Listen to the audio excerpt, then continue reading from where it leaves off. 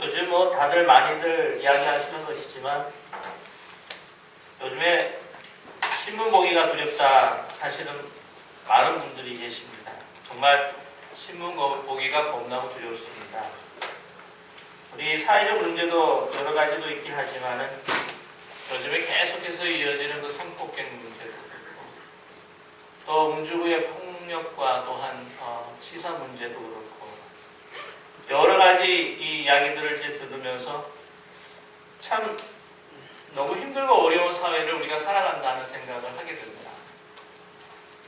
이 성폭행을 당한 피해자도 그렇지만 얼마나 힘들고 어렵겠습니까? 저도 딸을 둘이 가지고 있는 사람으로서요. 마음이 불안합니다. 너무 두렵습니다. 그런데 예배를 드리는 가운데 어떤 마음도 있냐면 가해했던 사람들도 얼마나 속상할까 하는 생각을 하게 됐습니다. 정말 그러고 싶지 않았을 것 같은데요.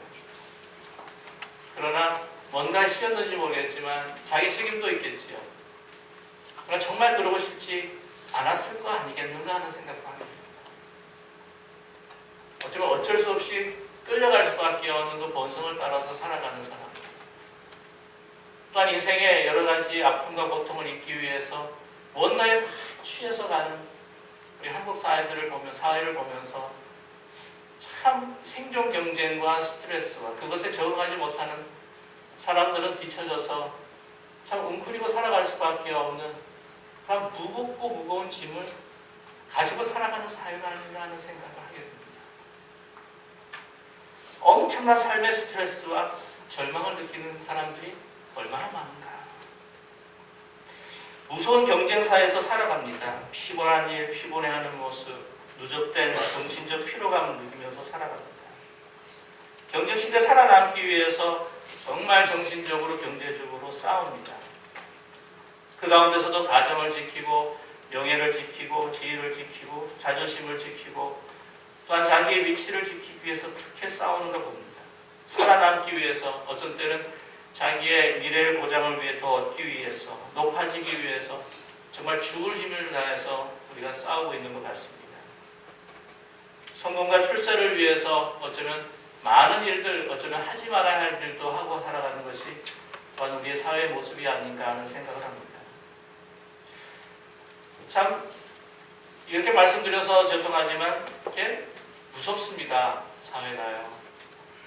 저는 그래도 교회 안에서 이렇게 살아가기 때문에 어느 정도 울타리가 있다고 생각을 하지만은 사회에서 살아가시는 분들은 얼마나 힘들까.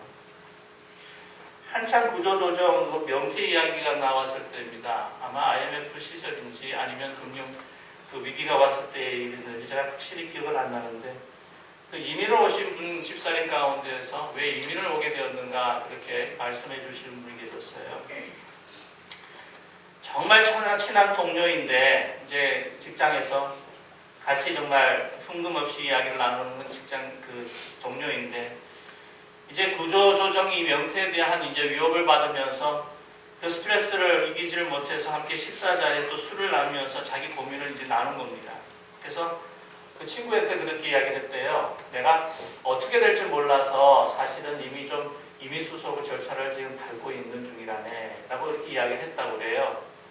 근데 다음날 아침에 갔더니 상사가 부드럽고 그러더랍니다. 알고 보니까 그 친구가 그 상사에게 보고를 한 거죠. 그래서 그는 어쩔 수 없이 자기 스스로 명퇴할 수밖에 없었다. 그리고 어쩔 수 없이 이민 올 수밖에 없었다.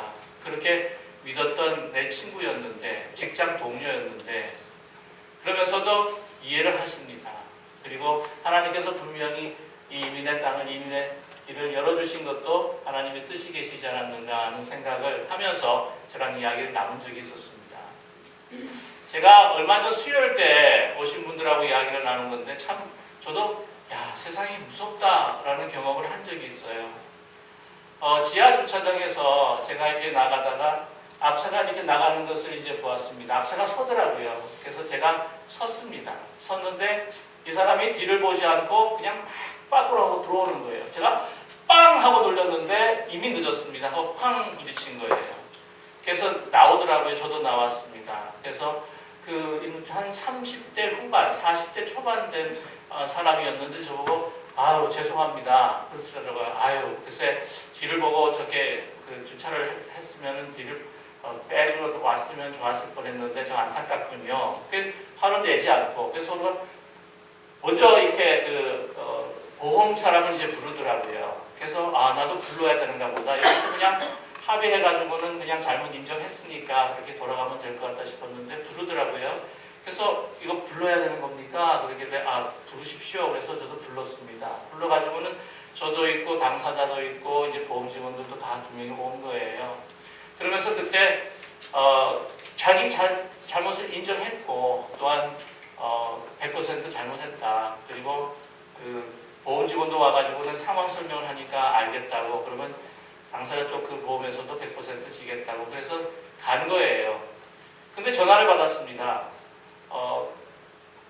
저희 그 보험 사람한테 전화를 받았는데 그쪽에서 100%를 다 인정을 하되 그렇지만 렌트카는 좀 힘들다고 해요. 그래서 렌트카도 내가 받을 수 있는 권한이 있는가 보다.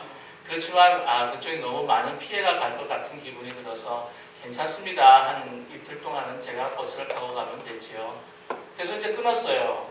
그 다음에 얼마 있다가 또 전화가 오는 겁니다. 왔더니 100% 자기 잘못 인정할 수가 없다는 것이에요. 이럴 줄 알았으면 양보하지 않을 걸. 아니 이렇게까지 하면 어떡하지? 하고 의아했습니다. 그래서 어떡하지요? 하고 제 측에 그 보험 하시는 분이 그렇게 이야기를 해요. 그래서 그러면 그쪽한테 전화 연락을 해서 아니 얼마에도 되지도 않는데 그거 조금 내면 되고 나중에 보상 조금 하면 될 텐데 그게 뭐가 그렇게 힘든지 모르겠다고 양보를 하려고 그러다가 안 되겠더라고요. 그래서 그러면 그 현장에 나와서 CCTV 있을 거니까 CCTV 함께 보자고 약속하고 그 장소에 나오라고 이렇게 이야기를 했어요. 그러니까 저희 그 직원이 전화를 한 겁니다. 얼마 있다 또 전화가 와요. 그럼 100%다 인정하겠다고. 그래서 제가 그런 생각했습니다. 야, 진짜 요즘은 시퍼렇게 살아계신 하나님의 눈보다 CCTV가 더 무섭구나 그런 생각을 하게 되었습니다. 어떻게 그렇게 말을 바꿀 수 있는지 모르겠어요. 그것도 제가 30대 후반, 40대 초반 그래서 그렇게 어렵게 사시는 분도 아닌 것 같고 그래도 지성 있는 것 같이 보이고 단정하게 보이고 그런 것 중에는 그냥 다 그렇게 크게 차이가 없을 텐데도 재정적인 문제에서도 그거를 말을 바꾸니까 야 무섭긴 무섭다. 그래서 이러다가 차에다가 블랙박스를 달고 다녀야 되는 거 아닌가 하는 생각을 하게 되었습니다. 하나님을 두려워하지 않더라고요. 오늘 말씀에도 하나님을 두려워하지 않는다고 이렇게 이야기합니다. 입이 굉장히 우유처럼 미끄럽습니다. 맨 처음엔 그렇게 하더라도 나중에는 그것이 배신하는 입이고 거짓을 이야기하는 입이다. 오늘 다윗 기자는 다윗은 시편에서 그렇게 기록하고 있습니다. 정말 너무 저는 무섭습니다. 근데 과연 사회만 그런가? 죄송한 이야기지만 교회 안에서도 이런 일들과 현상들이 일어났고 사실을 우리가 어떻게 부인할 수가 있겠습니까? 어떻게 보면은 사회도 무섭고 교회도 무섭고 그때는 모르겠습니다. 가정도 무서울지 모르겠지만 너무나 많은 스트레스와 긴장과 불안 속에서 살아가는 우리의 삶이 아닌가, 우리의 사회가 아닌가. 그 가운데에서 살아가는 우리뿐만이 아니라 우리 자녀들을 보게 되면 참 마음 안타까운 심정이 이루 말할 수 없다는 것입니다. 우리는 늘 또한 우리가 더 높게, 더 크게, 더 많이 하는 그러한 변화에 대해서 우리는 요구받고 있습니다. 그러나 이 변화가 정말 좋은 방향으로 갈 것인지 나쁜 방향으로 갈 것인지 우리는 알 수가 없습니다. 변화로 인해서 미래의 불확실성으로 인해서 우리는 늘 불안해하지 않습니까? 사실 정확한 것이 어디에 있었습니까? 이제 12월달 총선도 우리가 다가오지만 이런 사람이 되면 분명히 우리나라를 잘 이끌어줄 것이다. 누가 장담할 수가 있습니까? 다 모든 것이 불확실한 것이 아닌가요? 이런 강한 스트레스를 느끼면서 이 상태를 지속이 되면서 우리 사람들은 그 어느 누구도 정도의 차이는 있지만 약간의 정신질환을 앓으면서 그 정신질환이 더 지속이 되면 이제는 성격장애까지 되는 그러한 문제까지 이르는 것을 우리가 발견하게 됩니다. 어디까지가 본래 자기의 모습인지 우리가 알 수가 없고, 병이라는 것은 나중에 어떤 때는 고칠 수가 있지만 이제는 완전 장애를 얻는다고 한다면 그것이 이제는 고질화되어서 더 이상 고칠 수 없는 상황에 이르게 될 수밖에 없는 그러한 상황에 우리가 빠져들 수밖에 없다는 것이죠. 이러한 가운데서 우리는 참 어떨 땐 도망하고 싶고 멀리 아무도 없는 곳에서 그냥 숨어버리고 싶을 때가 있다는 것이죠. 오늘 말씀 가운데에서 우리가 봉독하지 않았지만 같은 55편의 6절과 8절에 다윗은 이 시편 기자는 이렇게 노래하고 있습니다. 내게 비둘기같이 날개가 있으면 날아가서 편히 쉬리로다. 내가 멀리 날아가서 광야에 머무리로다. 내가 나의 피난처에 속히 가서 폭풍과 광풍을 피하리라. 그렇게 그는 희망하고 있습니다. 비둘기 같은 날개가 있었다면 그냥 뻘뻘 날아다니면서 아무도 없는 곳에 내가 그냥 피하고 싶은, 숨어버리고 싶은 그러한 상황을 그가 노래하고 있다는 것이죠. 시련과 아픔을 겪다 보면, 너무 인생의 짐이 무겁다 보면 심신이 지치고 이제는 도망하고 싶을 때가 있습니다. 상황을 도저히 감당할 수 없다고 생각하며 공상에 빠질 때에 나는 정말 한 마리 새가 되어서 그냥 이곳을 떠나서 아무도 없는 곳에 그냥 혼자 있기를 원하는 마음이 우리에게 있다는 것이죠. 그것을 소위 말하면 커쿠닝 현상이라고 그렇게 이야기를 합니다. 커쿠닝이라는 것이 뭐냐면, 커쿠는 이게 누에꽃이와 같은 끝꽃이에요. 그래서 과도한 스트레스를 피하여 숨는 행위를 바로 커쿠닝 행위라고 그렇게, 커쿠닝 현상이라고 그렇게 이야기를 합니다. 모든 충격, 문제로 인해서 권하는 것을 피하기 위해서 숨어버리는 것. 어디 숨어버릴 수 없을 때 오는 고통을 우리는 또 다른 여러 가지로 우리는 그것을 잊어버리려고 노력을 많이 한다는 것입니다. 마약과 술, 그리고 담배도 피워주기도 합니다. 그리고 인터넷, 우리 청소년들 같은 경우에는 인터넷 중독에도 빠지기도 합니다. 왜? 그 순간순간 나에게 주는 그 찰나적인 어떤 즐거움이 있기 때문입니다. 그것을 잠시 잊어버리면서 계속해서 진행 동안, 그 긴 시간 동안 잊어버릴 수 있는 어떤 고통을 잠재워 줄 수 있는, 그것이 좋은 방편은 결코 아니지만 그러나 그것을 취하며 살아간다는 것이죠. 그래서 이 일시적인 현상을 막기 위해서 어떤 때는 또 발광도 하고 사치도 하고 서스럼 없이 또한 욕도 하고 그 욕정을 표출하기까지도 한다고 합니다. 여러분, 그 커쿠닝 현상 가운데에서 아마 저는 전문가가 아니기 때문에 이런 말씀하기가 좀 그렇긴 하지만은 성폭행을 하고 그 아동 포르노를 빠지고 하는 모든 현상들이 그 가운데서 일어나는 것이 아닐까 하는 생각도 하게 됩니다. 그래서 나중에는 이 커쿠닝 형상으로 있다가 나중에 공격적인 행동으로 바뀔 때 사회를 해치고 사람들을 힘들게 하고 사람들이 폭력을 가하는, 목적 없는 방학과 이유 없는 폭력, 묻지마 살인, 성폭력, 이런 것들이 나타난다고 생각합니다. 호르몬적인 문제로 우리가 그것을 해결할 수도 있고, 그것이 어쩌면 제일 가장 첫 번째 해결 방법이기도 하겠지만, 그러나 차후로 어떤 사회 가운데에서 이런 커쿠닝 현상이 일어나지 않도록 뭔가 완충 지역이 있고, 너무 빨리 생존 경쟁에서 살아나지 못하기 때문에 이제는 절망과 고통 가운데에서 그것을 잊어버리기 위해서 특히 취하고 살아가는 사람들에게 뭔가 완충작용을 해줄 수 있는, 뭔가 그 쉼에 자릴 수 있는 그런 사회의 모습들이 우리에게 있어야 되지 않겠느냐 하는 생각도 해보기도 합니다. 여러분, 우리 살아가면서 우리가 다 인생의 짐을 가지고 나 혼자 그렇게 잘 감당할 수 있고, 나 이때까지 잘 감당할 수 있다고 생각을 했지만, 그러나 진정 돌아보면 나의 인위적인 방법으로 우리가 살아올 때 주위에 많은 사람들을 아프게 했고, 사랑했던 그 관계들이 단절되고 깨어지는 그러한 아픔들을 우리가 경험하게 될 사실을 결코 부인할 수 없다는 사실입니다. 우리가 감당할 수 없어요. 우리가 고백할 수밖에 없습니다. 결코 당하지 못합니다. 우리는 연약한 존재입니다. 우리를 감싸줘야 될 것이 있다는 것입니다. 우리는 자전거를 타고 다니면서도 중요한 것이 무엇입니까? 머리에 헬멧이잖아요. 아무리 머리가 강하다고 우리가 생각한다고 할지라도 뭐 평양 박치기가 유명해서 평양 분들의 머리가 굉장히 딱딱하고 단단하다고 이렇게 한다고 할지라도 자전거 타고 오토바이 타고 사고 나면 헬멧 쓰지 않으면 깨어지는 것이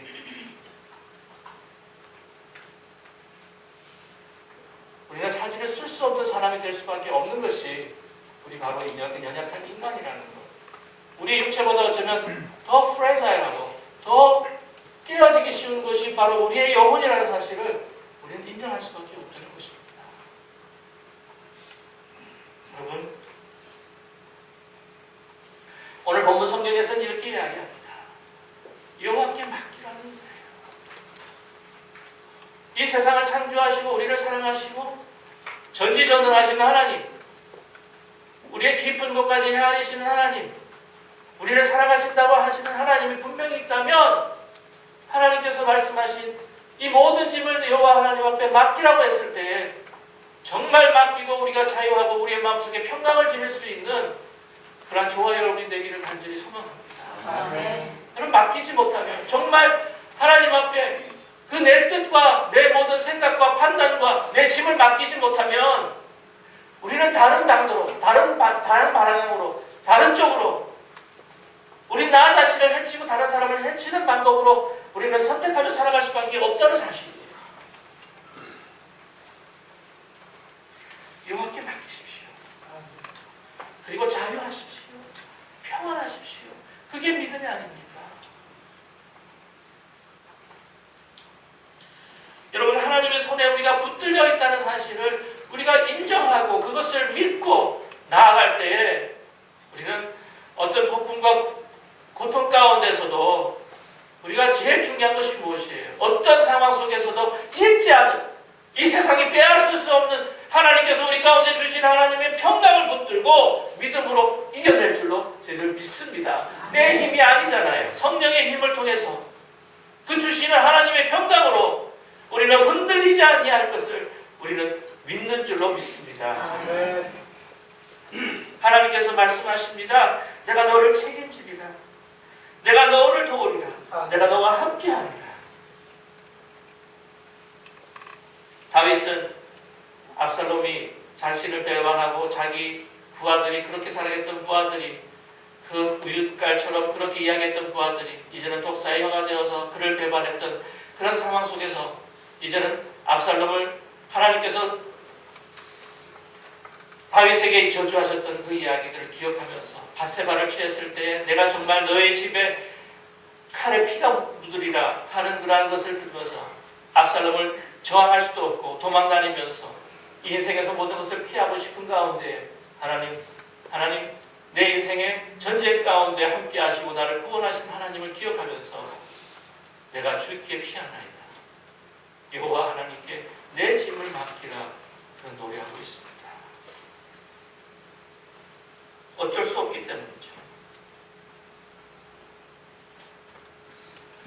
나는 하나님께 부르짖으리니 여호와께서 나를 구원하시리로다. 저녁과 아침과 정오에 내가 근심하여 탄식하리니 여호와께 내 소리를 들으시리로다. 여러분, 사람이 철이 든다는 것이 무엇일까요? 인생을 살아가면서 내가 계획한 대로 된 것도 없고 내가 이렇게 하고 이렇게 되리라고 생각했을 때 되지 않았던 것을 고백할 수밖에 없는 것, 그것이 아마 인생의 철이 든다고 생각할 것입니다. 우리 한번 돌아보세요. 내가 사는 것, 나의 자녀, 나의 모든 것, 어떻게 보면은 내가 계획한 대로 내 마음대로 된 적이 있습니까?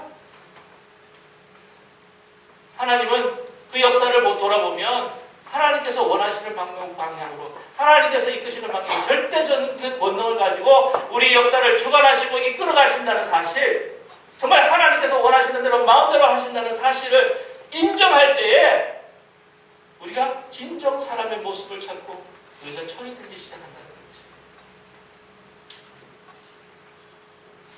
우리가 간증을 할 때 하나님께서 나를 이렇게 성공시켜 주셨습니다. 나를 이렇게 세워주셨습니다. 그 간증도 필요하겠지만 내 뜻대로 하다가 되지 않았습니다. 내 뜻대로 사는 것이 아니었더군요. 저는 연약해서 실패했습니다. 이제 두 손 들고 주님 앞에 나아가는 길밖에 없습니다. 그런 간증도 우리에게 필요하다고 저는 생각합니다. 여러분, 우리의 자녀들도 우리가 어떻게 컨트롤하겠어요? 컨트롤 못합니다. 24시간 어떻게 쫓아다니겠습니까? 못 다니죠.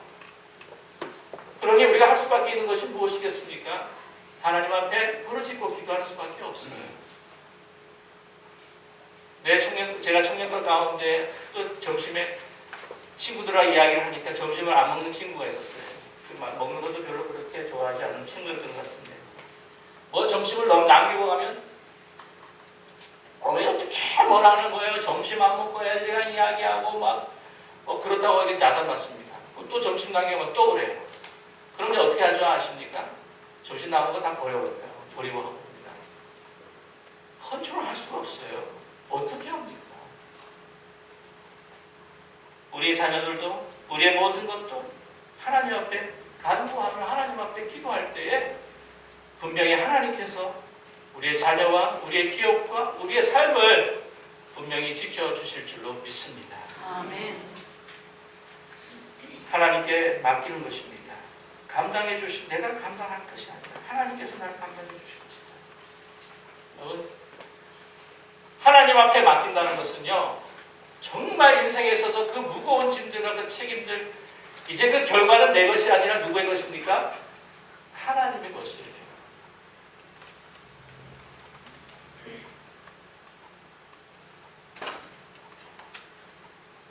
아무리 우리가 노력한다고 할지라도, 우리가 그렇게 애쓴다고 할지라도, 우리가 파수꾼의 경성함이 하나님께서 지켜주시지 아니하시면 허산하는 것을 잠언은, 시편은, 또한 잠언은 우리에게 말씀해주고 있습니다.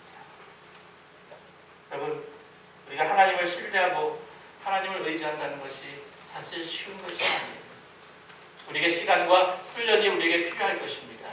그러나 우리가 하나님 앞에 정말 내어 맡긴다고 생각한다면 정말 전적인 신뢰, 우리 이 세상 낭떠러지 같은 이 세상을 우리가 나르고 떨어진다고 할지라도 나의 떨어지는 그 순간에 하나님께서 나를 붙드실 것이다라는 그러한 믿음을 가지고 있을 때에 우리는 내 마음의 어떤 상황 속에서 평안한 가운데 하나님의 음성을 들으며 하나님께서 나를 인도해 주시겠다는 그 지시와 그 뜻과 그 생각을 우리가 들을 수 있고 그 뜻을 따라 우리가 살아나갈 때에 진정한 우리의 기쁨과 평강과 하나님의 그 축복을 우리에게 준비하신 모든 것을 부어 넘치도록 주실 줄로 믿습니다.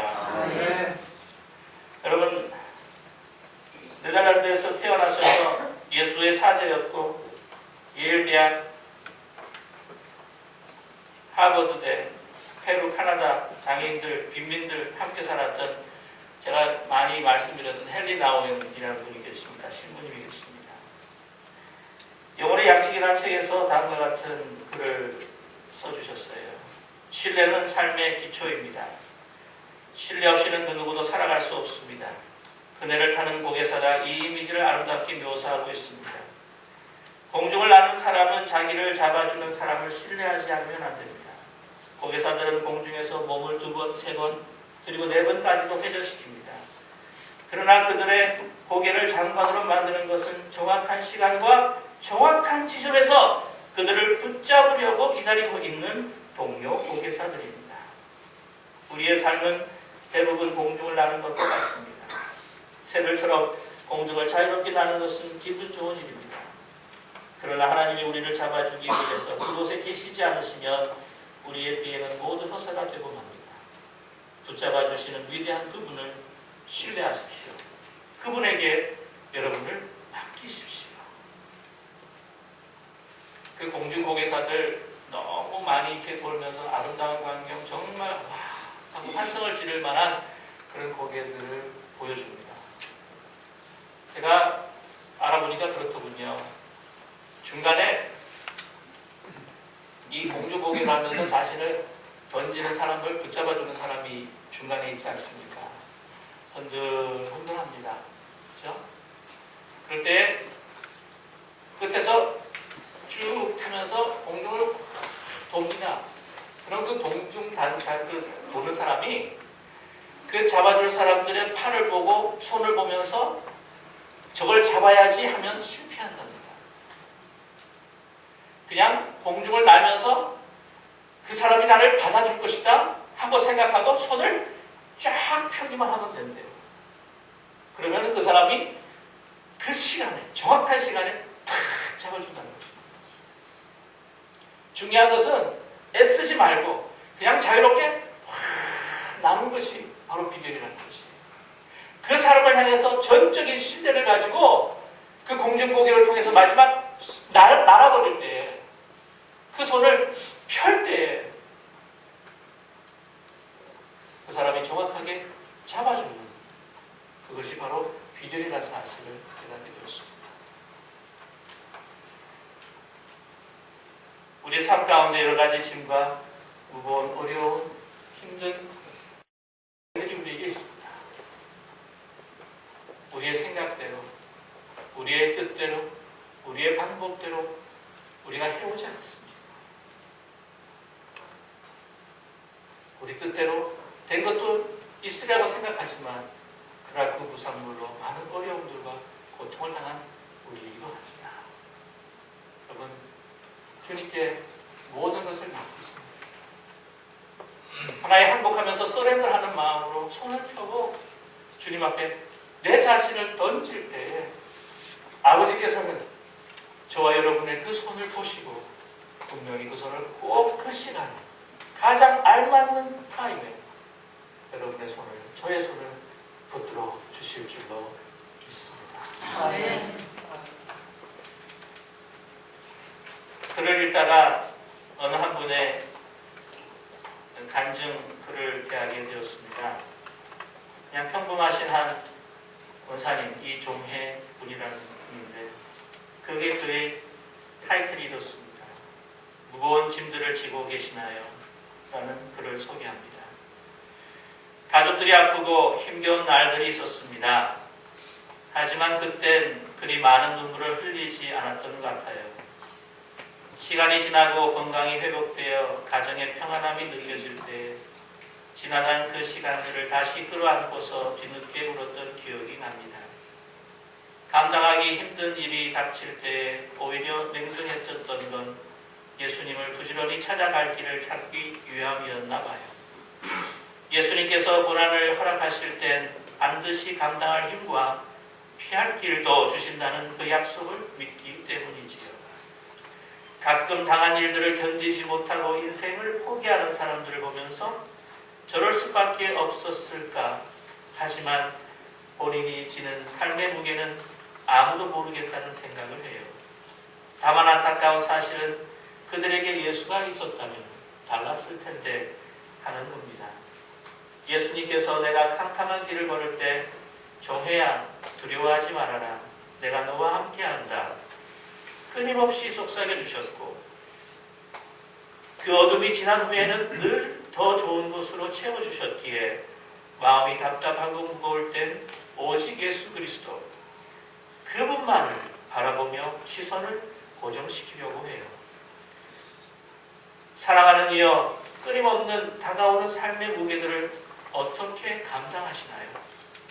그것들을 잊거나 내려놓기 위해 헤매다가 더 무거운 짐들을 안고 힘겨워하지 않으시나요? 구원의 주, 결코 후회하지 않을 그 이름 예수님을 부르세요. 그대를 지금부터 영원까지 보호하시고 인도하시고 우리를 지켜주실 거예요. 사도 바울은 말합니다. 빌립보서 4장 6절과 7절. 이 구절이 제가 너무나도 좋아하는 구절입니다. 아무것도 염려하지 말고 오직 모든 일에 기도와 간구로 너희 구할 것을 감사함으로 하나님께 아뢰라. 그리하면 모든 지각에 뛰어난 하나님의 평강이 그리스도 예수 안에서 너희의 마음과 생각을 지키시리라.